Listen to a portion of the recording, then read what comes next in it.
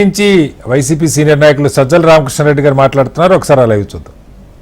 ముఖ్యమంత్రిగా ఉన్నారు.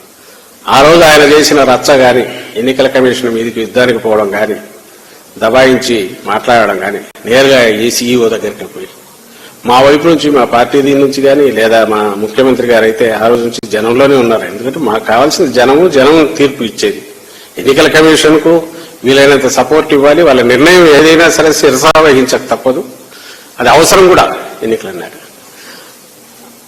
అని ఎంత మనం సర్దుకుపోయినా దాని మీద వాటి ఉపయోగించి అయితే మరింత లోకుగా తీసుకుని వచ్చారు.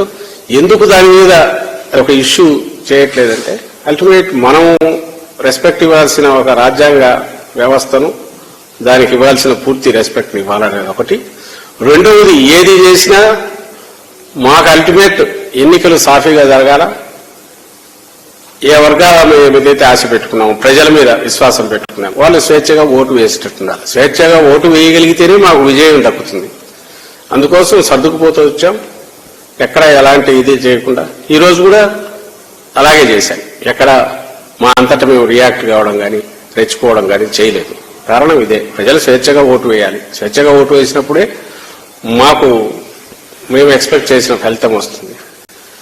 ఎవరు దాని మీద అట్లా ఇష్టపడరు అంటే, ఎవరైతే స్వేచ్ఛగా ఎన్నికలు జరిగితే నష్టపోతారో వాళ్ళు. అది ఎవరు అంటే తెలుగుదేశం పార్టీ. అది ఈ రోజు కనిపించింది.